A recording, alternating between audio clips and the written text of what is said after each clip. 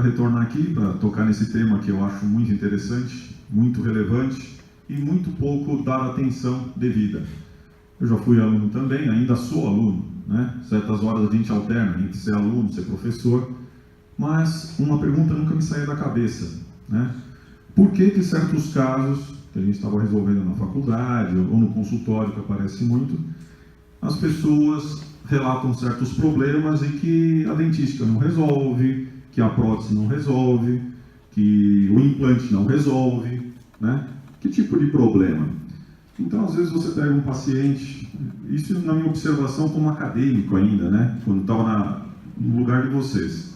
Aparecia no consultório, lá na clínica, pacientes que sempre quebravam os mesmos dentes, na mesma região. Você observava, a pessoa não tinha problema, por exemplo, de higienização. Ela higienizava direitinho a sua boca, tinha uma higienização razoável, não tinha gengivite, não tinham cáries importantes, mas as restaurações simplesmente quebravam. A partir daí, você começava a observar que aquela restauração virava,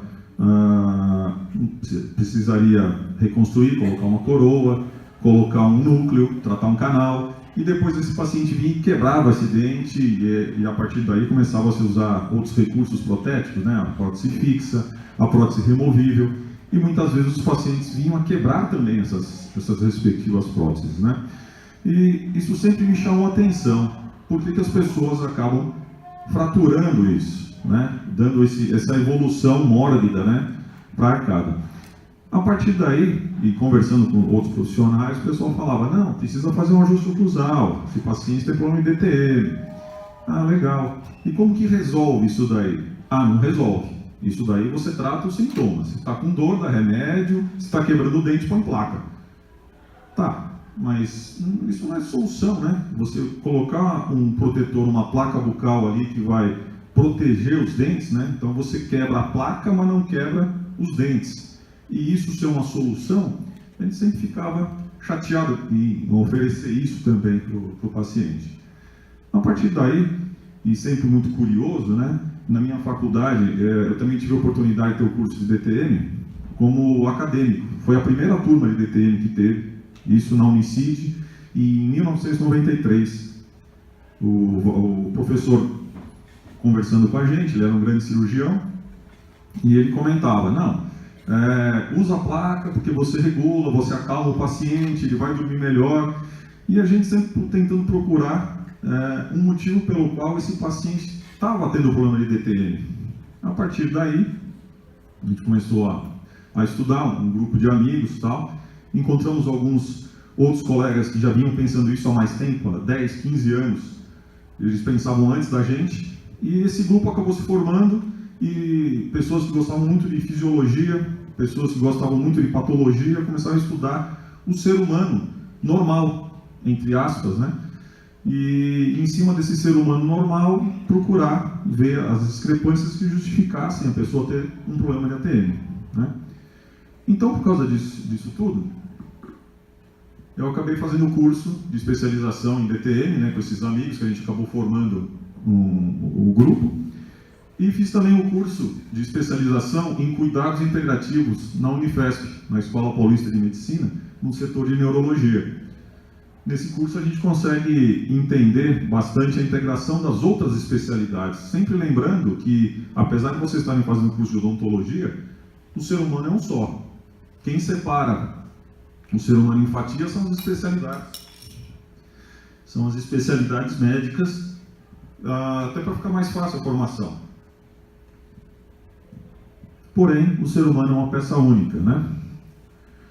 Então, baseado nisso, quando a gente começou a estudar, eu vi que outras pessoas, até no tempo bem anterior ao nosso, né, aqui o Moss, em 1968, já dizia: cabeça é uma região do corpo humano onde um número independente de funções são realizadas. Funções muito importantes, tá? Respiração, olfação, gustação, visão, audição, equilíbrio e integração neural. Porque nós temos o sistema nervoso no corpo inteiro, mas onde todo ele é integrado e coordenado, fica na cabeça, tá? A relação da coluna cervical, tá? Da cintura escapular, da cabeça, a manutenção da sua posição ortostática, ou seja, como você fica de pé como que essa relação da cabeça funciona com a coluna cervical, tá? Todos os músculos envolvidos nesse processo, tá?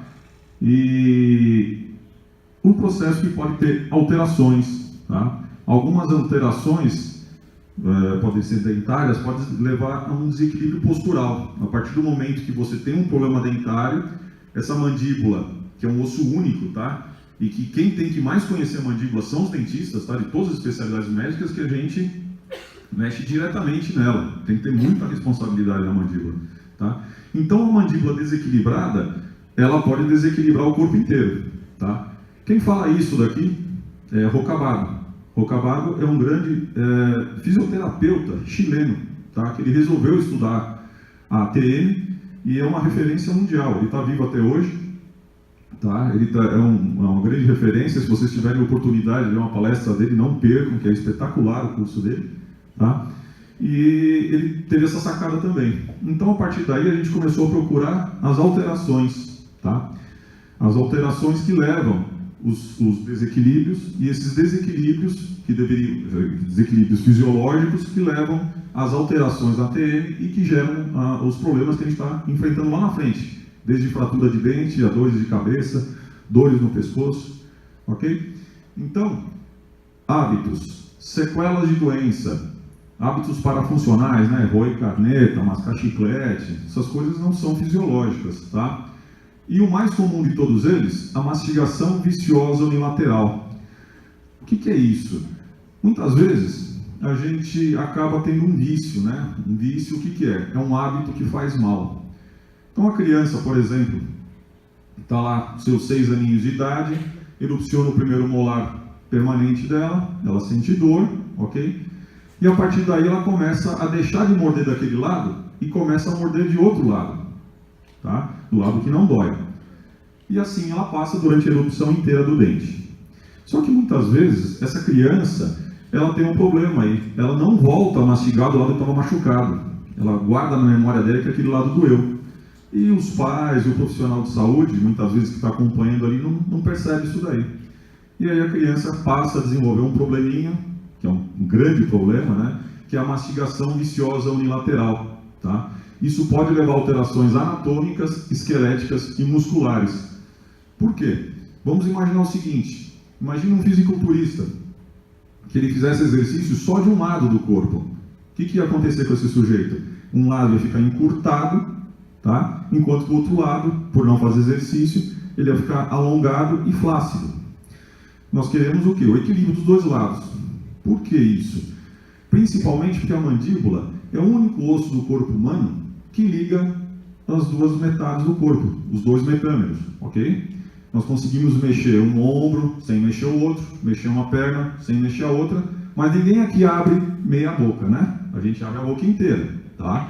Além disso, é uma articulação triaxial, ou seja, nós conseguimos os movimentos de abrir e fechar, é um eixo, tá? Outro eixo é de lateralidade, ok? E o terceiro eixo para frente e para trás, tá? Então, é uma articulação triaxial. Quanto mais eixos de movimento, mais complicada é a articulação, mais difícil também de curar a sua sequela, ok? Se a gente comparar uma articulação monoarticular com a do dedo aqui, ela é muito mais simples do que a biarticular, que é a biaxial, que é aqui da outra porção do dedo. Agora, se você machuca um ombro, você tem mais dificuldade de resolver esse problema, porque são articulações que vão ficando mais complexas, tá? Além de ser triaxial, a nossa mandíbula ela é interligada, então ela é bitriaxial, são duas articulações interligadas. Então você precisa ter um equilíbrio muito grande de todos os músculos da cabeça e pescoço para que você consiga fazer todas as movimentações corretamente, tá? Além disso, outro fator que influencia são os dentes, ok? Nós precisamos obrigatoriamente entrar em oclusão, tá? Em máxima intercuspidação, para conseguir deglutir, tá? Então você entra em máxima intercuspidação, estabiliza a mandíbula, deglute corretamente, tá? Gerando uma apneia de mais ou menos 1 segundo, que é necessária, porque senão não é suficiente que a nossa epiglote tampe a glote na hora de fazer a deglutição e que desvie ou o bolo alimentar ou a saliva, e que a gente acabe não aspirando isso. Então, por isso que é muito importante que na hora da deglutição ocorrer corretamente, a natureza sabiamente fez isso, fez com que a gente estabilizasse a mandíbula, na hora de uma máxima intercuspidação, estabiliza, começa a deglutição, o ióide excursiona normalmente, você tem o fechamento da epiglote da glote pela epiglote, você desvia o bolo alimentar para o esôfago e consegue engolir sem aspirar nada perfeitamente. Tão perfeitamente que nós fazemos isso de 600 a 2.000 vezes por dia. E raramente a gente se engasga numa vida, né? Então, se fosse o contrário, imagine um grãozinho de arroz que você aspirasse por dia. Como é que ia ser seu pulmão? Possivelmente a gente não chegaria na idade adulta de jeito nenhum, tá? Então o sistema ele tem que funcionar muito bem. Há uma grande mobilização neurológica para que isso ocorra. Há regras que não são quebradas de jeito nenhum, tá? Uma das regras diz o seguinte: nós precisamos obrigatoriamente ficar com a cabeça na horizontal, tá? Com o nosso plano bipupilar no plano do horizonte. Nós não conseguimos engolir com eficiência se a gente tiver com a cabeça para trás, ou para frente, ou de lado. Quem quiser tentar engolir desse jeito, o deglutite, vai ver que é extremamente desagradável fazer isso. Então a natureza faz isso. Precisamos primeiro estabilizar a mandíbula, segundo, estar com o plano horizontal, tá? No mesmo plano da cabeça, e que a gente chama de plano de Camper, tá? Que é muito importante, eu vou bater muito na tecla do plano de Camper daqui a pouquinho para vocês, para que isso ocorra sem viés, tá? Bom, vou deixar essa tampinha no chão, né? Ela está caindo demais.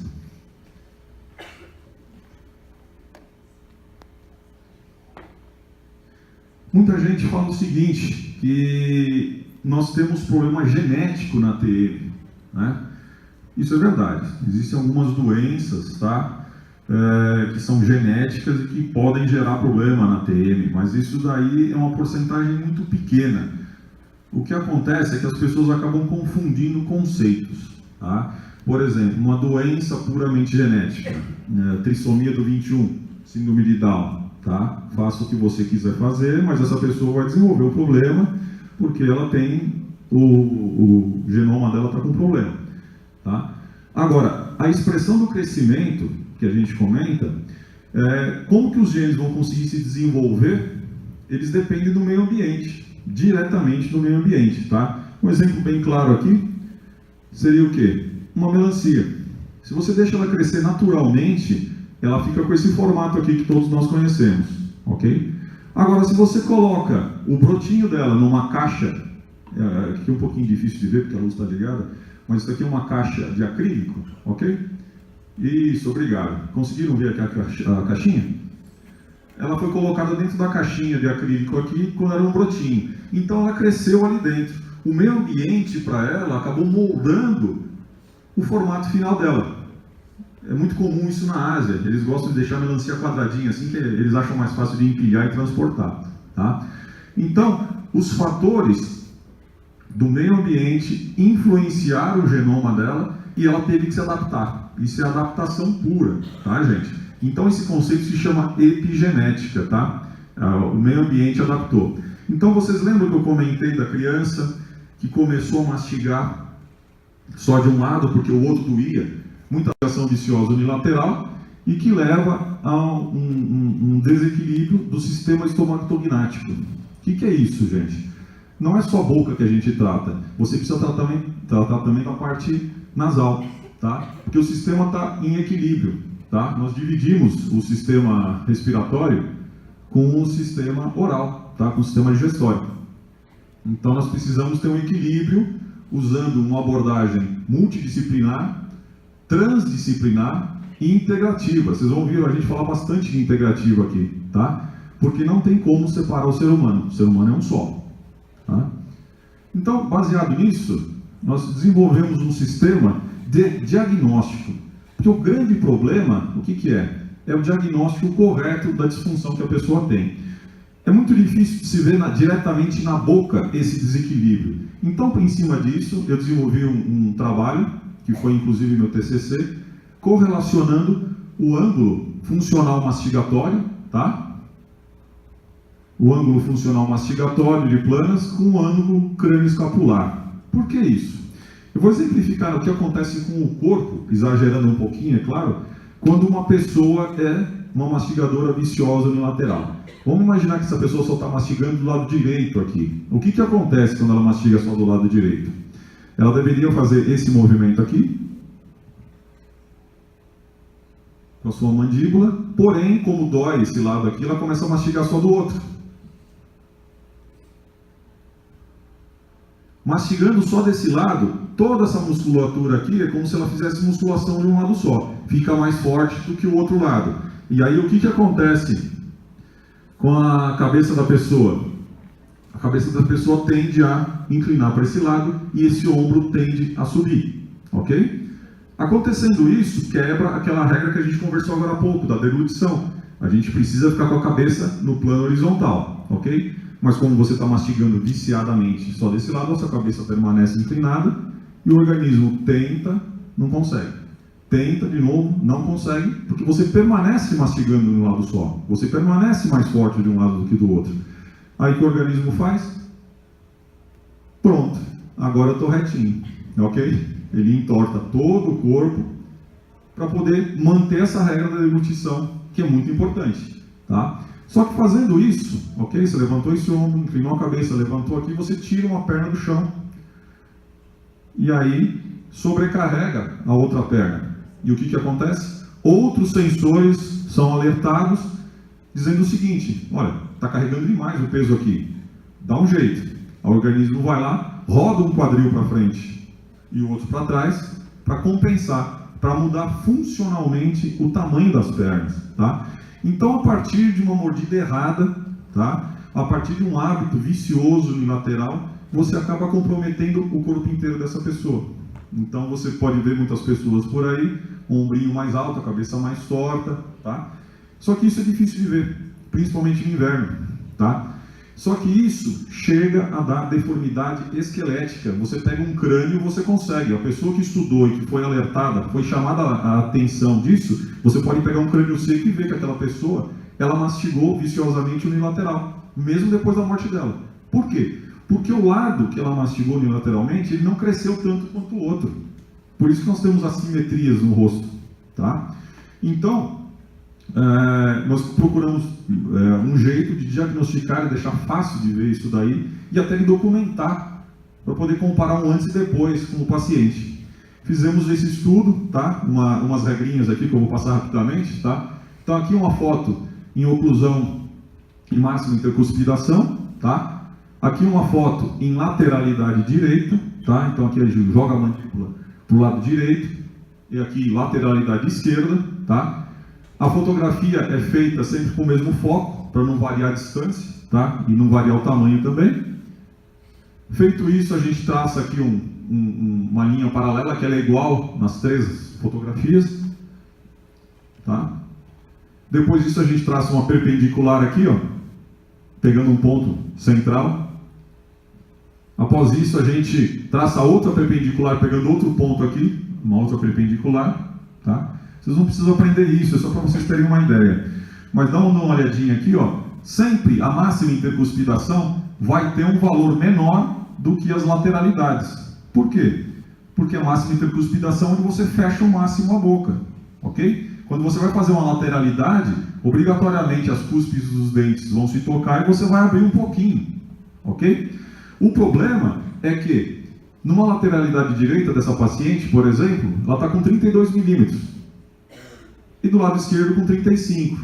Ué, o que aconteceu aqui? Essas medidas deveriam ser iguais.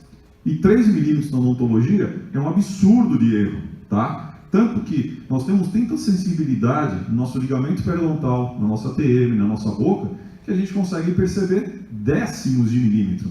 Quem aqui não consegue perceber um fio de cabelo no meio dos dentes, ok? Você consegue não só saber que está entre os incisivos, mas se está na porção média, na mesial ou na distal desse dente. Tamanho precisão. Então tem uma discrepância de 3 milímetros de um lado para o outro, é um absurdo de erro, tá, gente? Então desse jeito a gente consegue medir aqui e ver que aconteceu o quê? Esse crânio está torto. Esse crânio aqui, quando ela excursiona para um lado, tem uma medida. Quando excursiona para o outro, tem outra, tá? Então, chama atenção para a gente, esse dado aqui, ele é referência. Essa documentação aqui eu peço para os pacientes, isso fica na minha ficha clínica registrada, tá? Qual o outro dado que foi cruzado? A correlação que eu falei para vocês. O lado que a pessoa é viciada em mastigar, ela entorta a cabeça. Vamos ver se isso é verdade? Se a gente olha aqui assim, fica difícil dizer, né, sem as medidas exatas. E na nossa profissão a gente precisa de medidas, tá? A ciência de hoje em dia precisa de ângulos e medidas corretamente. Então a gente desenvolveu algumas medidas em cima disso. A fotografia foi feita com o paciente de pé, ok? Com um fundo, onde você tem uma linha paralela ao chão aqui para a gente comparar as estruturas da paciente. Tá? Pode já ver aqui que essa distância aqui, ó, esse ombro está torto, ok? Mas quanto que essa cabeça está torta? Fica difícil de ver, né? Antigamente a gente via aqui pelas orelhas e tal, mas não é uma coisa muito confiável, porque como o crânio está torto, acaba entortando tudo. Então a gente acabou pegando um local onde normalmente não entorta tanto assim, que são os olhos.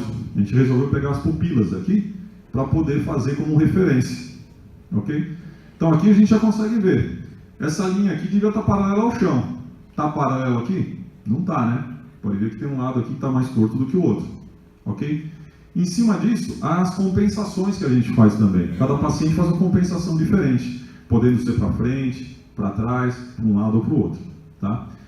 Traça-se outra perpendicular aqui, e a partir daí a gente pega esses pontos de referência, tanto de um lado quanto do outro, e mede o ângulo aqui, ó. Quanto que essa cabeça tem com esse ângulo, e pega esse outro ângulo aqui e mede. Então aqui a gente tem um valor de 110 graus, ok? E outro valor aqui de 113. Como no outro slide, né, que foi mostrado, esses valores aqui eles precisam ser iguais. Então tem 3 graus de discrepância entre um lado e o outro, tá? Então é difícil da gente olhando para o paciente conseguir medir esses 3 graus. Sendo difícil ver isso, sendo difícil ver também o ângulo funcional mastigatório, a gente não diagnostica, a gente não chega à conclusão que deveria chegar e não interpreta o problema, tá bem?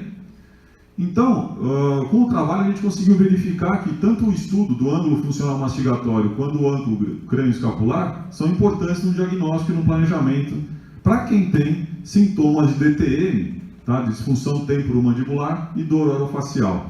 Por que eu coloquei isso para vocês verem aqui? Porque se você pegar o hábito, já desde academicamente, olhar para os pacientes e procurar por isso daqui, a coisa se torna muito simples. Você olhando para a pessoa, andando na sua frente, você já diagnostica se ela tem DTM, ok?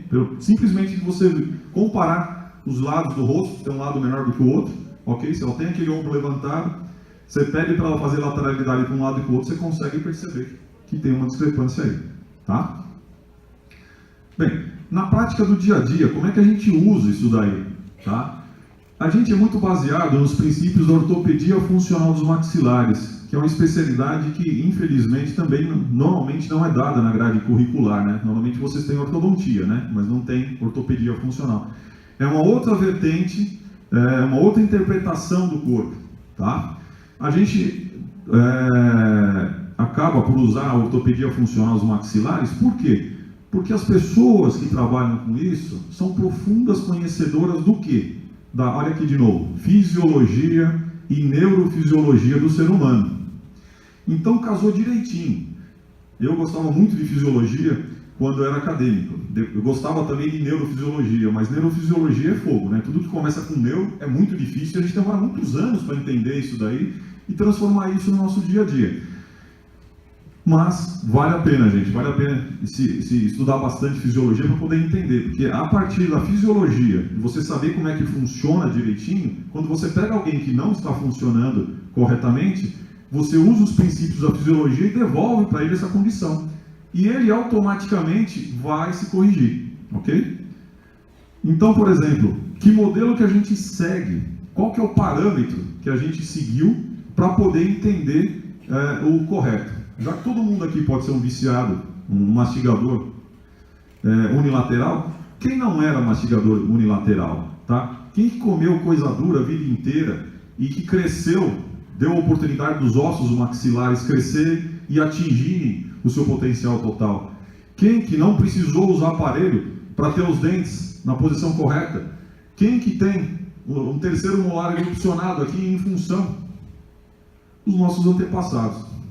Os nossos antepassados, tá? Como o nosso amigo aqui, o nosso primo, o Homo erectus, que comeu coisa dura a vida inteira, comeu raiz, comeu alimentos crus, e por causa disso, ele lançou mão da epigenética, tá? A epigenética dele foi o quê? O estímulo mastigatório que fez com que os ossos maxilares deles crescessem, a ponto de você não ter apinhamento dental e ter a opção do terceiro molar. Então isso gera uma pergunta que muita gente me faz. Quer dizer então que o fato de eu ter um terceiro molar que ficou impactado, eu tive que extrair, significa que eu não cresci o que deveria ter crescido? Sim. Apesar de você ter um alinhamento dental, quem nunca fez ortodontia, mas ficou com o terceiro molar impactado, significa que faltou espaço para ele. Faltou espaço para nascer, para crescer e para desenvolver ali, tá, gente? Agora, esse pessoal aqui, como eles comiam coisa dura a vida inteira, eles têm tudo desenvolvido direitinho, toda a erupção e os espaços correspondentes, tá? Então, baseado no estudo deles, nós fizemos até um articulador, que nós chamamos de gnatóforo, tá? Que nele a gente conseguiu mensurar os ângulos, tá? Da articulação e os ângulos dos dentes aqui para montar um articulador que reproduz esses ângulos, tá? Aqui um detalhezinho para vocês verem, ó, todos os dentes bem desgastados, uma função que é natural da gente, tá? Os dentes nascem, crescem com as cúspides, tudo bonitinho e tal, mas depois de um tempo aquilo é desgastado e você entra em função de grupo, tá? Não tem guia canino aqui, tá? Todos os dentes se tocam nas movimentações. Assim é distribuído o peso e não gera problema nenhum, tá? O que é isso daqui? Uma brincadeirinha, tá? A evolução das arcadas. Todos nós nascemos em classe 2, ou seja, para quem não teve ainda, nós nascemos com um queixinho pequenininho, ok? Em relação à maxila. Com o passar do tempo e com o uso, essa maxila vai crescendo, tá? Os dentes vão se encaixando, a gente acaba virando uma classe 1, aonde a maxila e a mandíbula têm o mesmo tamanho, tá? Para quem não aprendeu isso ainda, tá? A maxila e a mandíbula têm o mesmo tamanho, chama de classe 1 de Engel, tá? E quando a gente vai ficando idoso, a nossa tendência é ficar classe 3, tá? Nós terminamos a vida classe 3, ou seja, com queixo mais proeminente. Normalmente nós vamos terminar em topo, tá? Os incisivos em topo. Aqui mais um slide aqui da evolução das arcadas, né? Uma mandíbula pequena aqui, olha como ela cresce, né? Ela vai crescendo e se desenvolvendo aqui. Mas, se você não estimula essa mandíbula, ela não cresce. Aí os dentes se entortam e aí os terceiros molares impactam. É aqui que teve uma grande briga, há muitos anos atrás, entre a ortodontia e a ortopedia funcional dos maxilares. Aconteceu que só existia ortodontia antigamente. Aí uma vertente falava, gente, isso é um problema epigenético. A pessoa não comeu, por isso ela não cresceu. A ortodontia dizia o quê? Não, isso é genético. Ele nasceu com os dentes da mãe, que é pequenininha, e com os ossos da mãe, que é pequenininha, mas com os dentes do pai, que é grandão. Por isso que teve apinhamento. O dente é maior do que o osso. E aí o pessoal da ortopedia falou, não, isso é um absurdo. Então, essa discussão acabou levando a uma nova criação de uma especialidade, que é a ortopedia funcional dos maxilares. Então, a interpretação do problema e o tratamento é totalmente diferente. Na ortopedia funcional dos maxilares, no momento que você diagnostica o problema, você já pode começar a tratar, mesmo que seja uma criança pequenininha, tá? 2, 3, 4 anos de idade, não tem problema não, tá? Aqui um esquema de como a maxila cresce também, tá? Aqui uma maxila infantil, tá? Sem rebordo, sem dente, nem nada, e depois o desenvolvimento de uma maxila adulta, tá? Para isso acontecer corretamente, nós precisamos que o sistema esteja equilibrado, ou seja, funcione a mastigação, funcione a deglutição, funcione a respiração também, tá? Mais uma vez aqui da evolução das arcadas, uma coisa importante, um detalhe aqui, ó.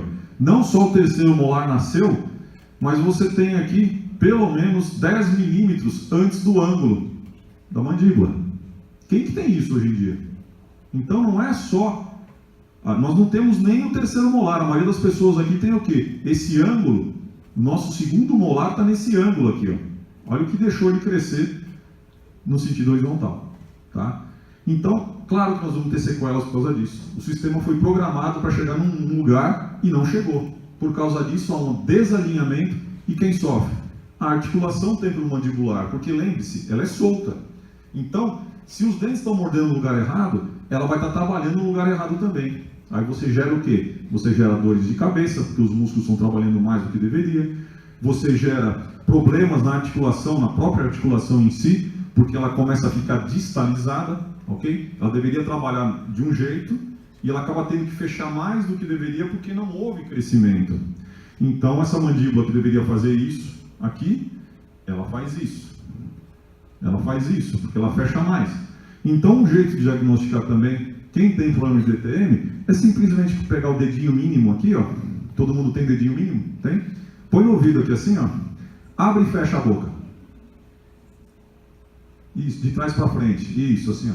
De trás para frente, assim, ó. Se você abrir e fechar e sentir uma crepitação ou seu dedo ser empurrado para trás, você tem um potencial de ter um problema de DTM, uma disfunção temporomandibular, mesmo que você não tenha dor, tá? A dor pode vir mais para frente, isso depende de características individuais, tá? Agora, na erupção correta de todos os dentes, quem tem isso hoje em dia? É uma pergunta muito relevante também. É aquilo que eu comentei, pessoas que vivem da terra como os nossos antepassados, aborígenes, bosquímanos, yanomamis, comendo alimentos duros que estimulam o crescimento das arcadas. Então, quando a gente vai investigar essa população que ainda vive, o que a gente observa neles? A mesma coisa dos nossos antepassados. Apesar do aspecto feio aqui desse dente, essa arcada aqui, ó, tem uma oclusão excelente, uma oclusão balanceada. Esse crânio aqui, ele é simétrico. Se a gente repetir aquelas medições que foram feitas dos slides anteriores, a gente vai ver que a pessoa é toda simétrica. E raramente você vê uma pessoa da terra, como esse pessoal que a gente chama de primitivo, tem problemas na coluna ou desvios muito graves, dores de cabeça, enfim, fratura de dente, nada disso ocorre com eles. Tá? Então a semelhança, tá, da oclusão é evidente. Tá? Outra coisa importante e que a gente não presta atenção quando nós montamos os nossos articuladores para a construção de próteses. Tá? Agora vamos colocar todo esse conhecimento na nossa aplicação odontológica, no dia a dia. Aquele plano que eu comentei com vocês, que precisa estar no plano horizontal, a gente usa o plano de Camper. O que é isso? É uma linha imaginária entre a espinha nasal anterior e o tragus, ok? Então vocês imaginam que aqui tem um plano, que aqui foi colocado um plano, e esse plano precisa estar paralelo ao chão, tá? Então, o plano está aqui, a linha aqui do nosso tragus até a espinha nasal anterior, tá? Ela tem que estar no plano igual ao chão, tá? E a nossa oclusão, a nossa maxila, nossos dentes aqui, o nosso plano oclusal precisa estar paralelo ao plano de Camper também, tá? Então, teoricamente, se a gente soltar um crânio sem a mandíbula, assim, em cima da bancada, um crânio seco ali, que você coloca, o plano de Camper tem que ser paralelo à oclusão. Se isso não está acontecendo e a cabeça tende a cair para trás, ou cair para frente, ou para um lado ou para o outro, essa pessoa teve um problema de mastigação viciosa unilateral que deve ter gerado sequelas para ela. Tá? Aqui, um modelo. Lembra que eu falei que nós fizemos um articulador? Que esse articulador ele era a cópia de um crânio perfeito? Tá? Um crânio que a gente idealiza como perfeito, fisiologicamente desenvolvido. Esse plano aqui, ó, que é a parte superior da bolacha do articulador, ele tem que estar paralelo a esse plano aqui, porque esse plano aqui de cima é o plano de Camper. Tá? Então, quando a gente coloca o modelinho em cima da bancada, a gente consegue um diagnóstico se essa pessoa tem problema de DTM ou não. Tá? Você pode ver que aqui está bem discrepante. Ó. Bem discrepante ao plano da mesa. Por que isso aconteceu? Aqui não são dentes naturais, tá, gente? Isso daqui é um protocolo que foi montado desse jeito aqui. Só que como as pessoas fazem as suas montagens de dentes num articulador simples, numa charneira, o plano de Camper aqui acaba virando a mesa do protético, né? Que você vaza o modelinho lá, coloca ali, ele acerta ali para ficar alinhadinho e monta ali em cima. Mas entra de novo o quê? A fisiologia. Quando a gente perde dente, como que é o padrão de reabsorção das tábuas ósseas, da maxila e da mandíbula? No caso da maxila, o padrão de reabsorção aqui é de fora para dentro, de baixo para cima. E se perde muito mais osso na região de pré-maxila do que na região de maxila posterior. Então é normal, a pessoa que é dentada, a pessoa que não tem nenhum dente, é normal que ela perca muito mais osso na região anterior do que na região posterior. Então o plano, que deveria estar aqui assim, perdeu os dentes, ele automaticamente faz isso, porque é o padrão de desgaste do osso, é o padrão de reabsorção que nós temos, tá? Se a gente não respeitar isso daí, simplesmente montar direto, essa pessoa vai fazer o quê? Essa mandíbula, essa maxila chegou numa posição, a mandíbula vai ter que se entortar mais ainda para poder encaixar naquela maxila. Os músculos trabalhando para que isso ocorra, de 600 a 2.000 vezes por dia, só para você deglutir, é claro que eles vão reclamar. E a pessoa vai ter tensões, dores de cabeça. O fato dessa pessoa ter que excursionar essa mandíbula desse jeito vai fazer com que essa cabeça mude a posição espacial. Mudando a posição da cabeça, você muda o resto do corpo. Então tem muitas pessoas que chegam no consultório com dores no pescoço, com dores nas costas, às vezes. A gente faz o diagnóstico, faz os exames e vê que ela tem um problema na boca. A partir do momento que você equilibra a boca da pessoa, equilibra o resto. Então a pessoa chega e fala assim, nossa, você consertou a coluna dele pela boca? Eu falei, não, eu consertei tão bem a boca dele que a coluna foi de brinde, entendeu? Isso acontece bastante. Olha o que eu expliquei para vocês aqui. Na montagem, a parte de baixo fez com que foi entortada bastante também, tá? Mas que na somatória, o que a gente tem? O plano de Camper preservado, ok? Aquela regra precisa existir, tá? E aqui está a prova disso. A mandíbula se entortou bastante para poder encaixar e manter a regra do plano de Camper, tá paralelo ao chão, para que a gente possa deglutir sem se engasgar. Apesar do altíssimo custo que é cobrado para que isso ocorra, que é o desvio e que é o problema de DTM. Deu para entender isso, gente? Isso aqui é muito importante, tá? Isso, se a gente olha aqui, o modelo superior, pode ver que ele tem uma inclinação para frente aqui. O modelo inferior, para poder a somatória dos vetores ficar igual, ele é inversamente. Tá vendo? Ele é inverso. Então o paciente chega assim lá, morrendo de dor, quebrando prótese, um protocolo maravilhoso, protocolo aqui feito de cerâmica, e ele conseguiu quebrar cerâmica, né? E você vê que o sujeito higieniza bem. Quando eu perguntei para ele, porque ele me chegou já assim, né? Quando eu perguntei para ele, o que aconteceu com os seus dentes, que você perdeu os seus dentes, né? Eu falei, meus dentes quebravam todos. Então é aquilo que a gente comentou, que eu comentei agora há pouco no começo da aula. Ele começou com um processo de plano de DTM lá atrás. Aí foi quebrando o dente, foi quebrando, ninguém identificou o problema. Ele foi perdendo, passou por uma removível, foi perdendo, quebrou incisivos. Porque a tendência, o que é dessa mandíbula? Na hora de fechar, ela bate e escorrega para frente. Bate e escorrega para frente, em vez de só bater. Então ela vai quebrando todos os anteriores. Tá? Então ele passou pelos processos de confecção de coroa, de pino, de canal, removível, até que ele perdeu todos os dentes, colocou os protocolos, tá? E começou a quebrar o protocolo também. Se deixasse aí, ele acabava arrebentando de novo o protocolo. Então aqui o tratamento, nós reabilitamos ele, construímos novos protocolos em cima disso daqui, mas respeitando as leis fisiológicas. Com isso ele parou de quebrar dente, parou de ter dor de cabeça e está feliz, né? Então, uma regra importante aqui, os planos que não são paralelos levam a uma DTM. Então, isso daqui devia ser paralelo a essas outras duas linhas. Se isso não acontece, você tem uma DTM, mesmo que você não tenha dor. Tá? Mais uma vez lembrando aqui, ó, planos paralelos. Tá? Aqui, uma montagem onde o paciente tinha o problema, tá? Só que aqui foi feito um enceramento. Sabe aquele enceramento que vocês fizeram no curso, que acharam que não funcionava para muita coisa?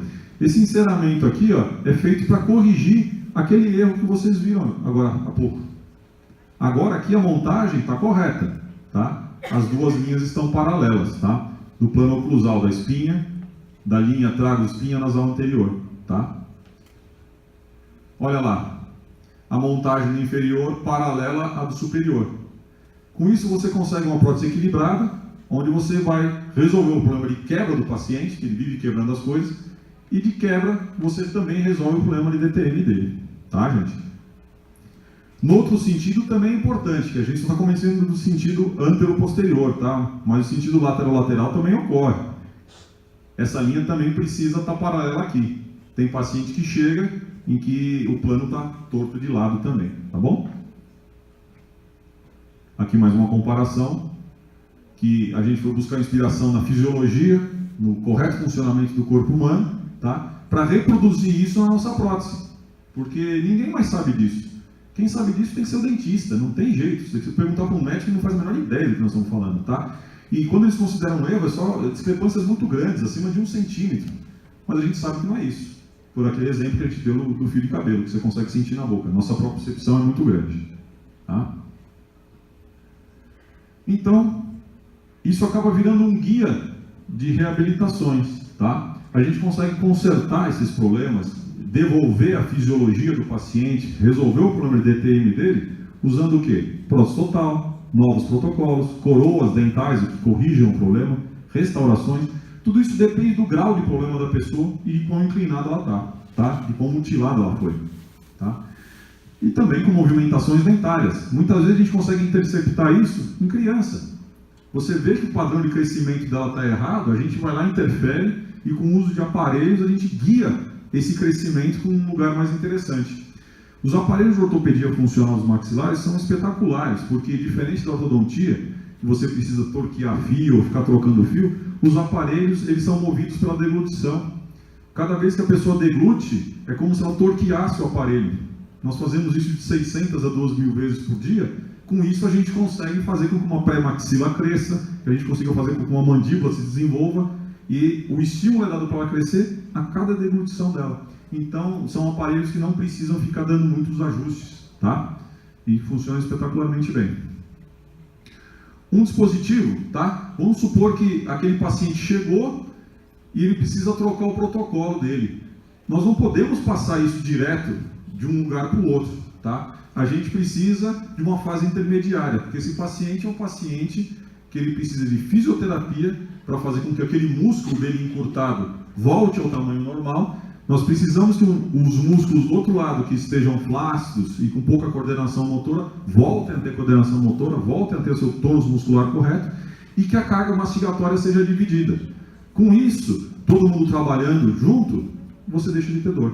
Então, o protocolo é o quê? É o uso de um dispositivo intraoral, tá? Que é um aparelho, e esse aparelho, o acrílico desse aparelho aqui, ele repõe tudo aquilo que a pessoa não cresceu, tá? Nós temos testes em que a gente consegue usar no paciente e descobrir, através também de interpretação radiológica, tá? De algumas radiografias, de algumas fotografias também, a gente consegue o quê?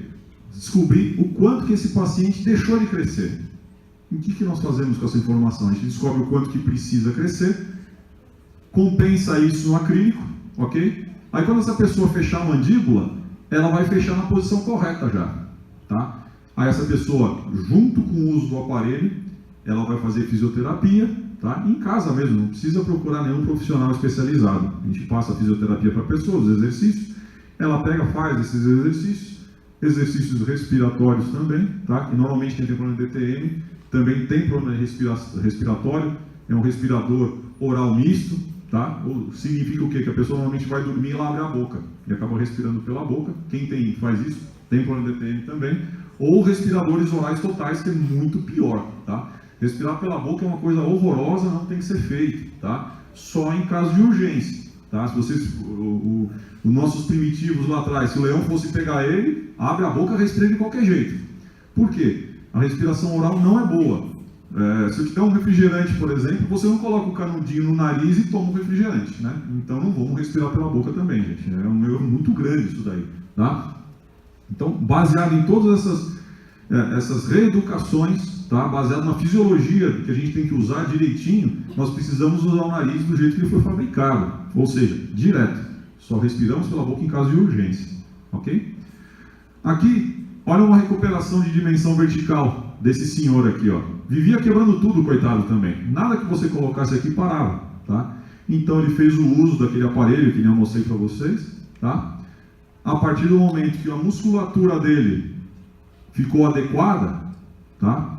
E ele aprendeu a fazer também lateralidade, protrusão, porque aqui ele tinha um overjet tão grande, tá?